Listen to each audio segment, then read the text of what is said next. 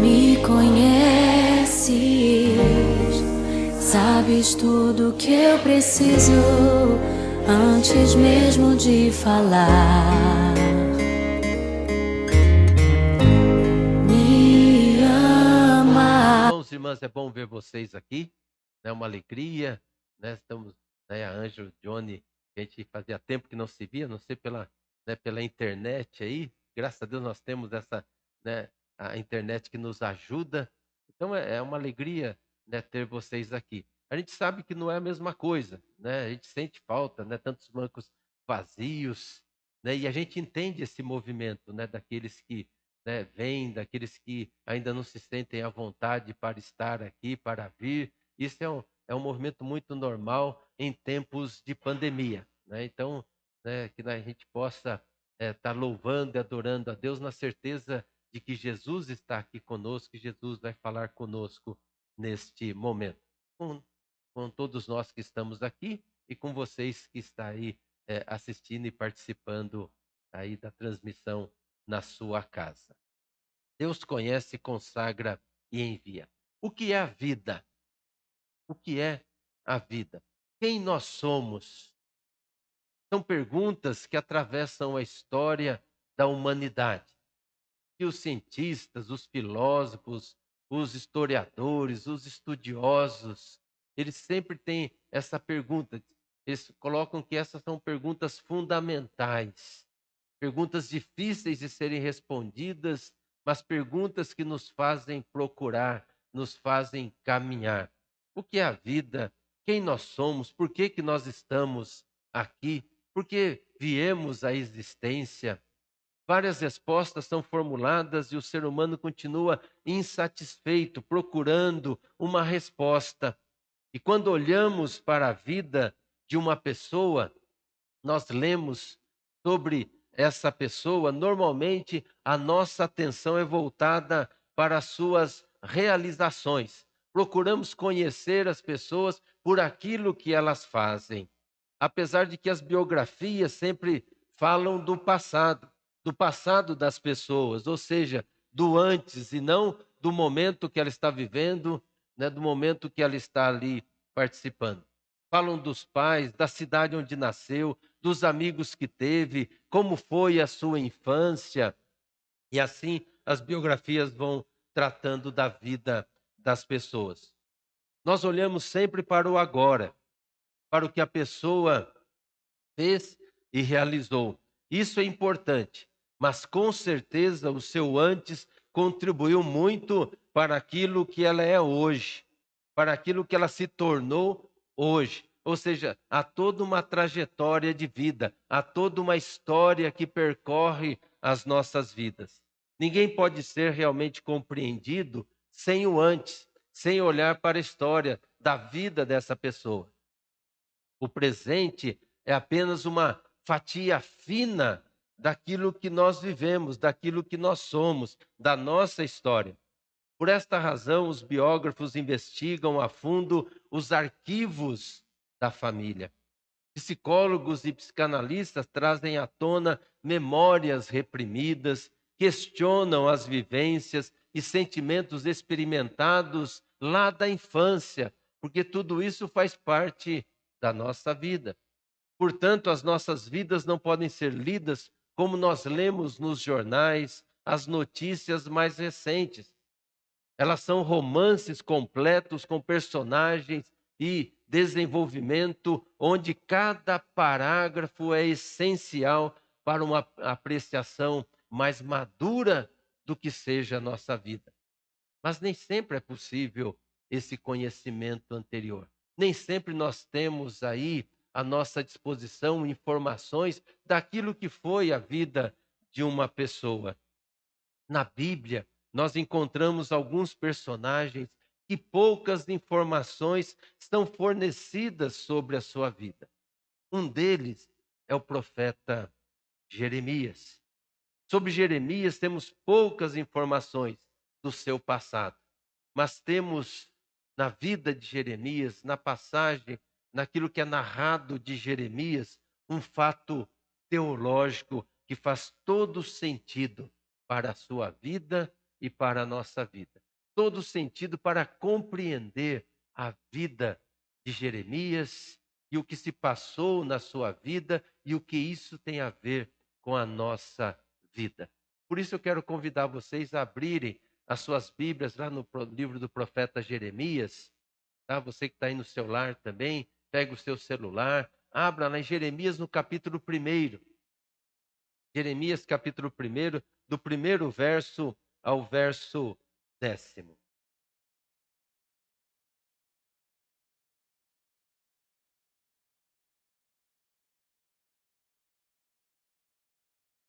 Jeremias capítulo 1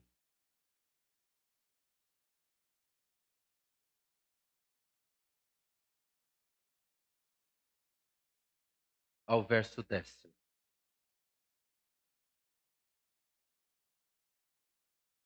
Este livro conta o que Jeremias disse e fez.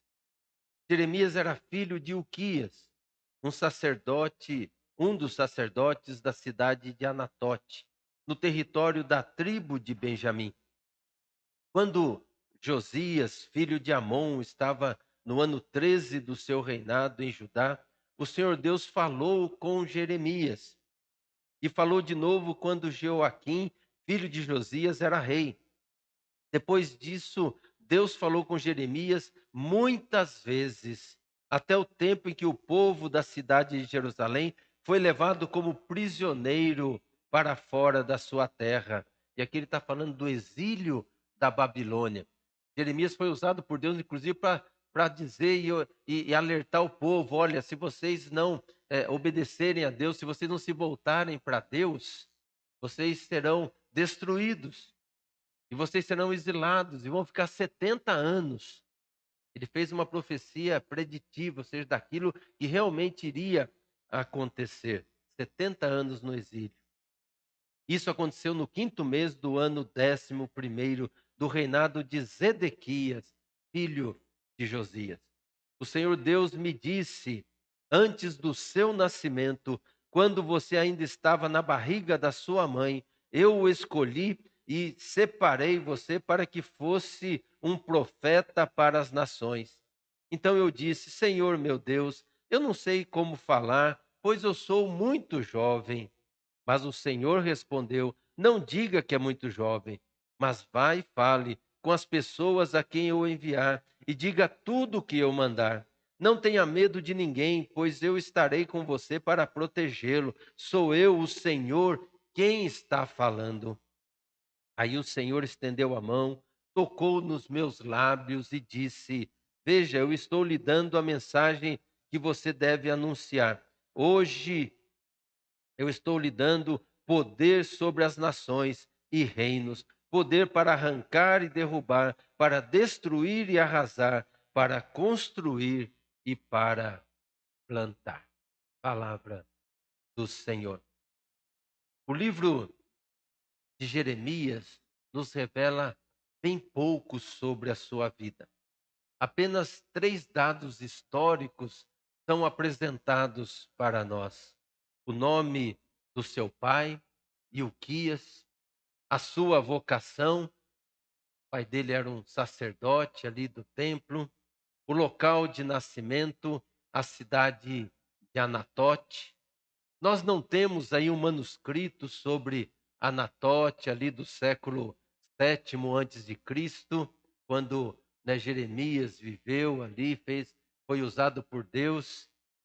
Nós não temos esses dados que contenham histórias locais, dados estatísticos.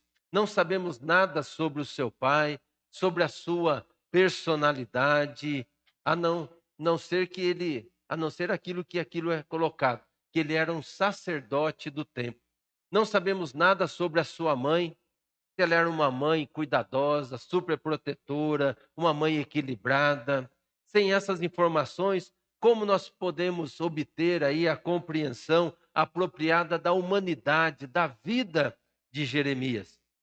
No entanto, o que temos à nossa frente é algo bem mais útil do que se tivéssemos toda essa história ou todas estas informações. Nós temos uma prova teológica. Em vez de sabermos o que os pais de Jeremias faziam, nós somos informados daquilo que Deus estava fazendo. Antes que eu te formasse no ventre materno, eu te conheci, e antes que saísses da madre, te consagrei e te constituí profeta às nações. É a partir daí, a partir desse dado teológico, que nós vamos conhecer Jeremias e o seu chamado para ser profeta. E o mesmo vale para cada um de nós, já que nós somos também chamados por Deus, vocacionados por Deus para servir. E a primeira coisa, o primeiro dado teológico que nós temos é que Deus nos conhece. Deus nos conhece muito bem e nos conhece antes mesmo de sermos formados lá no útero da nossa mãe. Antes de Jeremias conhecer a Deus, Deus já o conhecia. No verso 5º, na primeira parte, diz: antes do seu nascimento, Jeremias, quando você ainda estava na barriga da sua mãe, eu já te conhecia. Eu já sabia quem é você. Porque Deus é aquele que nos cria, que nos dá a vida. O ser humano, ele formula várias perguntas sobre Deus na tentativa de conhecer a Deus. Até a própria palavra teologia, ela por si só ela é muito pretensiosa. Tel, Deus, logia, ou logia, que é estudo, ou seja, estudar sobre Deus, compreender a Deus. Como podemos fazer isso? Como nós temos condições de conhecer quem realmente é Deus? Como se alguém pudesse, através dos rolos de livros, de estudos, de mestrados, doutorados, pudesse perscrutar qual a mente de Deus, conhecer a Deus. O que nós sabemos de Deus é aquilo que Ele nos revelou aqui nas Sagradas Escrituras. Quer conhecer a Deus? Não pede uma revelação. Quer conhecer a Deus? Não pede um sonho. Quer conhecer a Deus? Leia a palavra de Deus. Leia toda a palavra de Deus, porque ele se revela de Gênesis a Apocalipse. Ele não se revela só nos textos que a gente mais gosta. Tem gente que só lê salmos, né? Acha bonito os salmos e lê salmos. Tem até salmo pendurado na parede, num quadro ali. Deixa a Bíblia aberta em Salmo 91, né? A Bíblia aberta ali, tal, tal, tal. Deus se revela ali, mas Deus se revela no todo. Deus se revela de Gênesis, Apocalipse. Por isso nós precisamos ler a palavra de Deus. E o que a Bíblia nos revela é que antes de começarmos a formular perguntas sobre Deus, Deus já nos questionava. Antes de termos a consciência da importância de Deus, Ele nos considerou importantes, especiais. Deus nos conhecia antes de sermos concebidos ali no útero das nossas mães. Nós somos conhecidos antes de conhecer. Isto nos leva a um resultado muito prático. Não precisamos ficar apavorados, não precisamos ficar ansiosos, correndo sem direção, procurando respostas para a vida, porque as nossas vidas não são quebra-cabeças aí a serem montados. Antes nós corremos para Deus, que nos conhece, pode revelar tudo ou toda a verdade sobre a nossa vida. O erro primário que cometemos é contar conosco, somente com a nossa vida e com o nosso conhecimento para compreendermos a vida, e nos esquecemos de contar com Deus, que nos conhece muito antes da gente conhecê-lo. Ele é o centro no qual toda a vida se desenvolve. Portanto, a minha identidade não tem início quando começo a me compreender.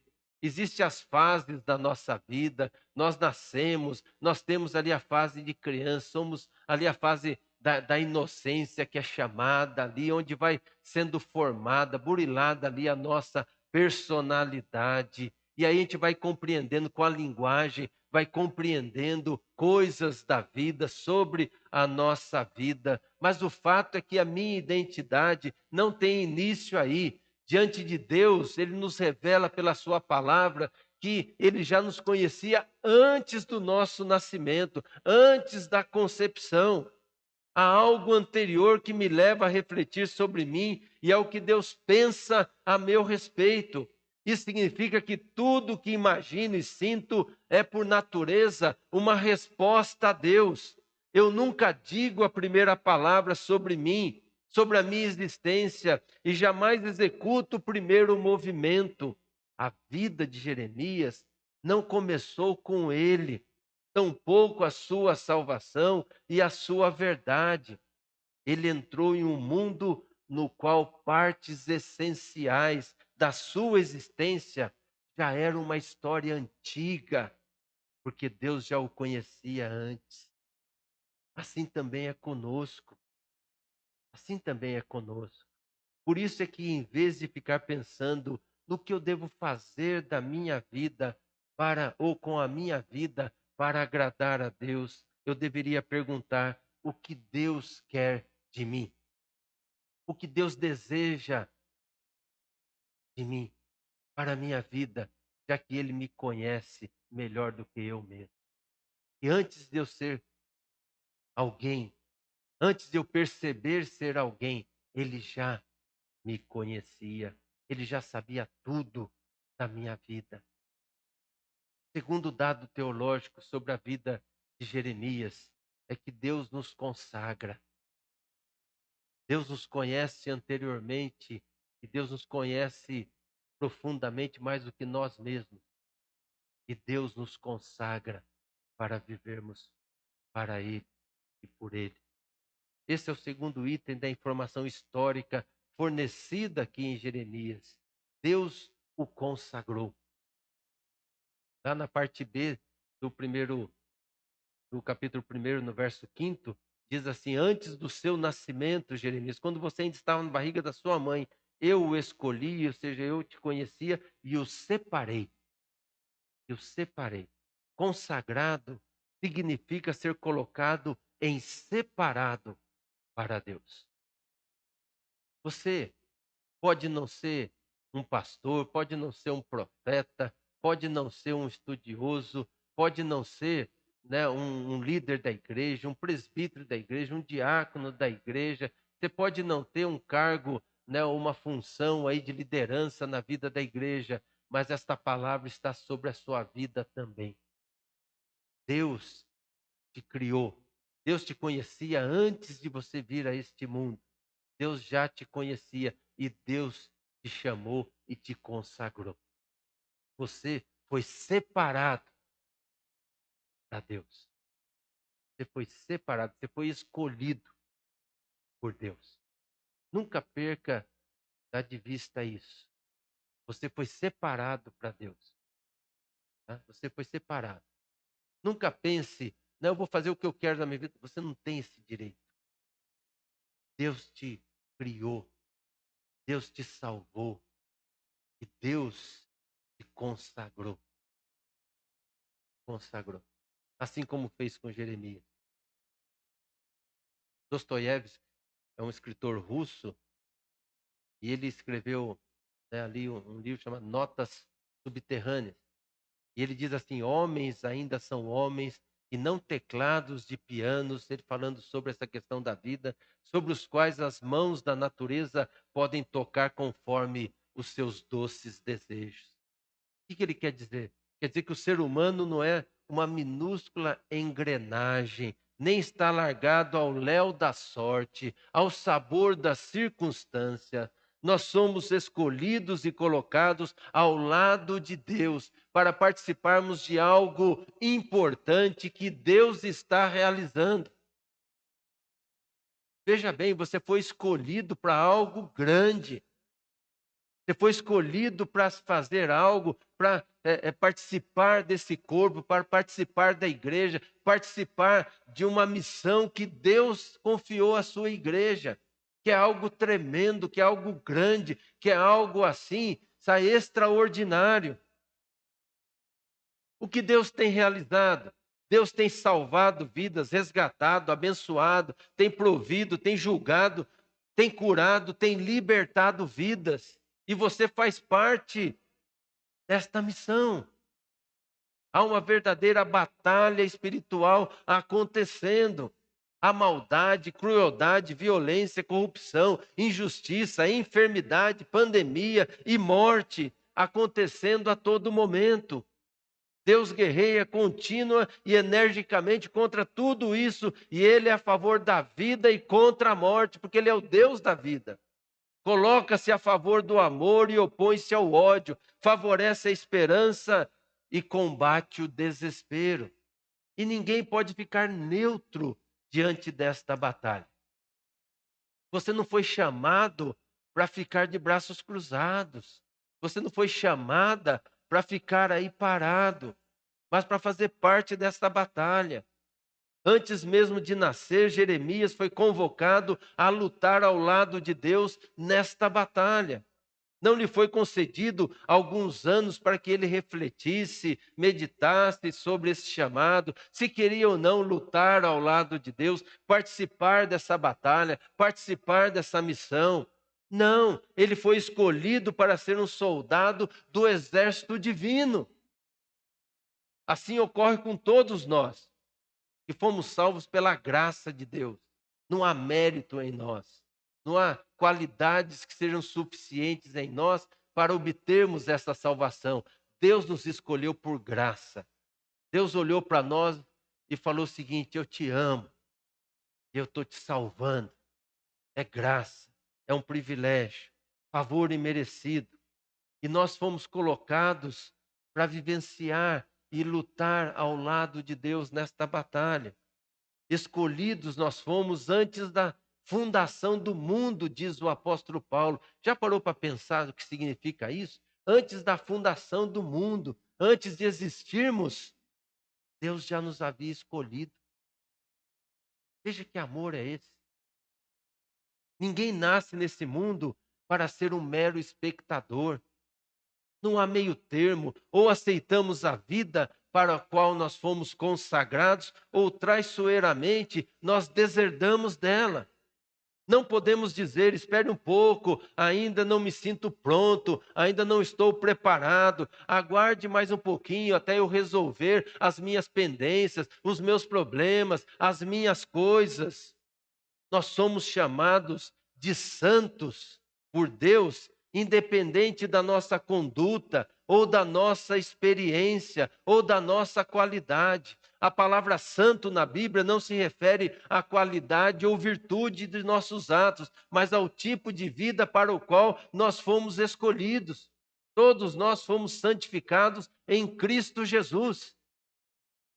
É só você começar a ler a carta lá de Paulo aos Coríntios, e Coríntios era uma igreja, olha, tranqueira, uma igreja difícil, uma igreja problemática, uma igreja que você pensa em coisas erradas, tinha ali, na igreja de Corinto. Estava ali. E, no entanto, Paulo fala aos santos da igreja de Jesus. Porque não depende de nós. Cristo nos santificou. A santidade é algo que é um estado. Deus fez isso em nós, mas também é um processo. A cada dia nós vamos sendo santificados, transformados à semelhança de Jesus. Ou seja, nós fomos chamados, escolhidos, consagrados para a vida no campo de batalha ao lado de Deus. A palavra santa é a forma substantiva do verbo consagrar, que deu a Jeremias uma forma espiritual, mesmo antes dele receber uma forma biológica. É mais ou menos assim. Quem é homem sabe entender isso. Né? Quando tinha aqueles times que fazia na rua. Lembra aquele tempo que era gostoso você jogar bola na rua? Né? Isso se acabou, né? Hoje, né, a molecada hoje cresce só no videogame ali, né? Só ali e tal, jogando bola no videogame. É campeão no videogame, né? Tá? Então a gente ia jogar bola e daí escolhia o time. Então sempre duas pessoas, tirar para o ímpar, né? Aí ia escolhendo o time. E muitas vezes, se você não jogava bem, eu sempre era escolhido porque eu jogava muito bem, né. Ah, por que tá dando risada? Vocês não sabem, tô falando sério, eu jogava muito bem mesmo. Então sempre era escolhido, era um dos primeiros a ser escolhido. Agora tinha gente que não era escolhido, né, ficava, a gente chamava do café com leite, né, café com leite. Então esse ficava, né, sempre de fora, né, e às vezes para formar o time, porque precisava de mais algum mais um, então vem cá, vem jogar. Com Deus, gente, isso nunca acontece. Há um lugar reservado no seu time que só pode ser ocupado por mim e por você. Ninguém pode tomar esse lugar. Ninguém pode me substituir ou ocupar o meu lugar nesse time. Deus decidiu que eu era bom o suficiente para aquilo que ele estava realizando, ou que ele está realizando.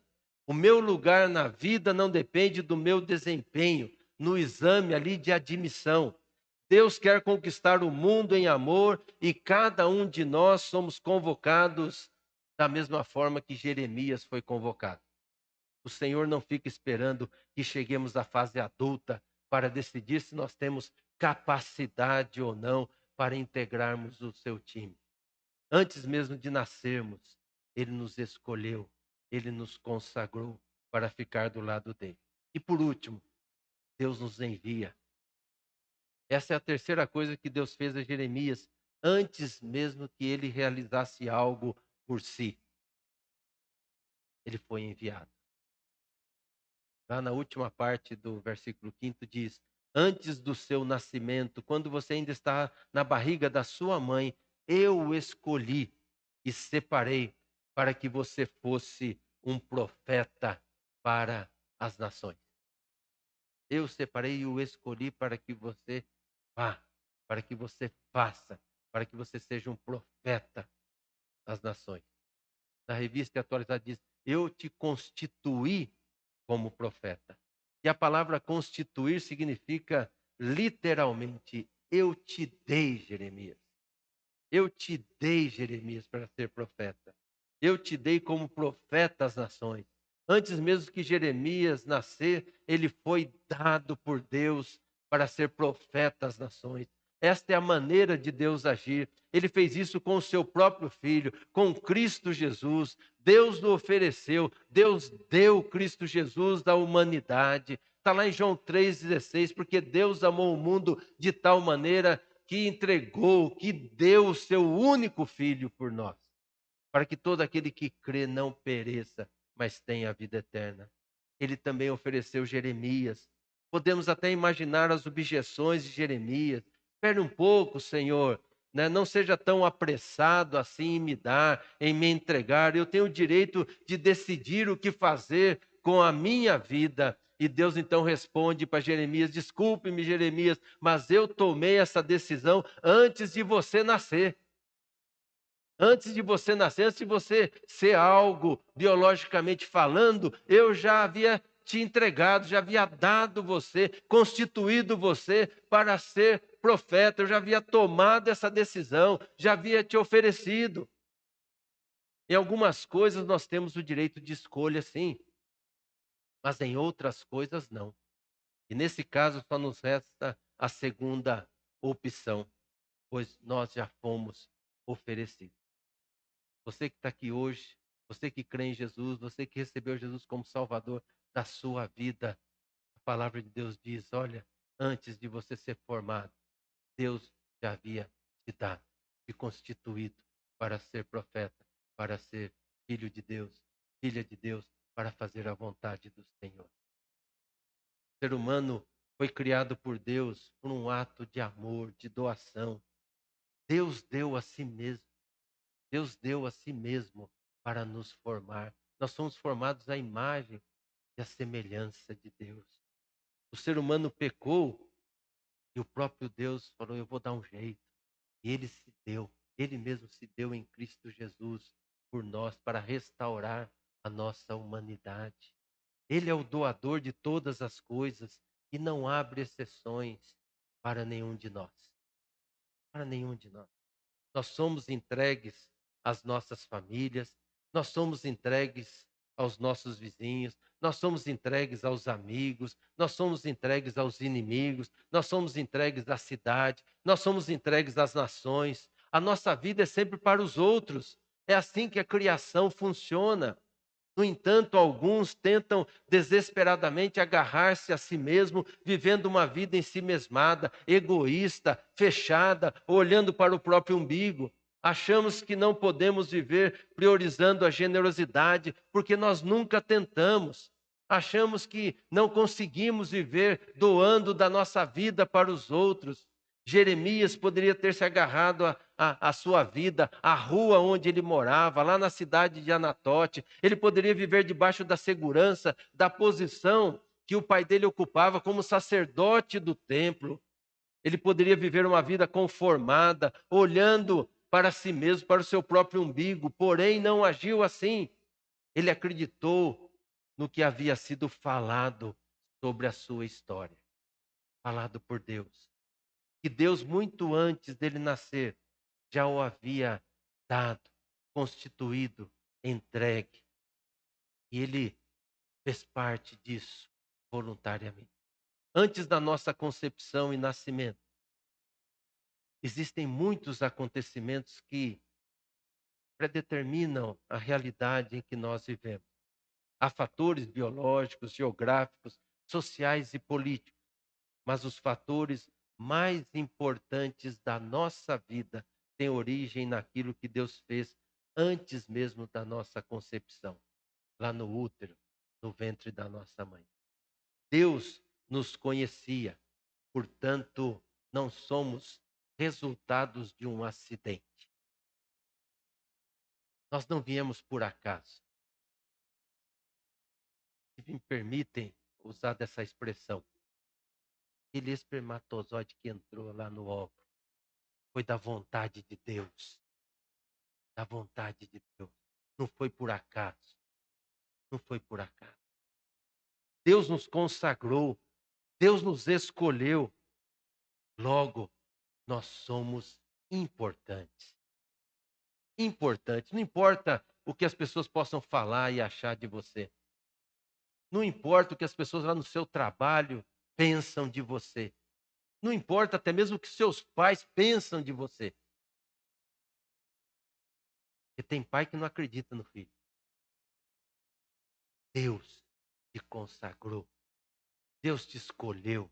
Você é importante. Você é muito importante. Deus nos entregou, portanto não devo ser um eterno consumidor. Eu não vim nesta vida simplesmente para ficar consumindo de tudo aquilo que o mundo pode oferecer, mas eu vim para viver uma vida de doação, doação a Deus, doação a Jesus, ao Espírito Santo, ao reino de Deus. Gente, quando a gente fala do reino de Deus, eu não sei se vocês têm essa dimensão. Quando a gente fala do reino de Deus, estou dizendo o seguinte, olha gente, tá? Nós estamos como igreja aí pregando algo que qualquer presidente da república ficaria com medo. Qualquer um. Porque nós estamos falando o seguinte, olha, nós estamos pregando e vivendo um outro reino que vai invadir esse reino de vocês. Ele já começou lá em Cristo Jesus. Já começou. Qualquer governante nesse mundo ficaria com medo se ele tivesse consciência daquilo que a igreja prega, daquilo que a igreja anuncia, do reino de Deus que Jesus veio inaugurar aqui. Um reino diferente de tudo isso que nós vemos. O exército de Deus está na fronteira, invadindo os reinos deste mundo. Com os valores de Deus. Isso é ser profeta. Isso é ser um missionário, missionária. Isso é ser um diácono, diaconisa. Viver dentro da sua formação, daquilo que Deus quer para a minha vida, contra essa vontade que reina neste mundo. Agradeço a Deus por esse privilégio de antes de eu ser, antes de eu me conhecer, antes de eu nascer, antes de ser concebido pelos meus pais, Deus me conhecia, Deus me escolheu e Deus me enviou para servi-lo. Não é porque sou pastor, mas porque sou filho de Deus, escolhido por Deus. Que Deus nos abençoe, que a sua graça nos ajude a cumprir esse propósito que Ele tem para a nossa vida antes da fundação do mundo, antes da gente vir a esse mundo. Deus já tinha um propósito para a nossa vida. Creia nisso. Até porque se não crer, não vai mudar nada. Você continua sendo você, que foi criado por Deus, foi salvo em Cristo Jesus e foi enviado para ser profeta, para ser missionário. Você é missionário no seu lar, você é missionário lá no seu trabalho, você é missionária lá com seus amigos e amigas, você é missionária aonde você estiver. Você nunca vai deixar de ser. Nunca vai deixar de ser. Que Deus nos ajude a vivermos desta maneira. Em nome de Jesus. Teu amor é bem maior do que eu possa imaginar. Não quero ser só apenas o teu servo. Quero atrair teu olhar de amor, Senhor.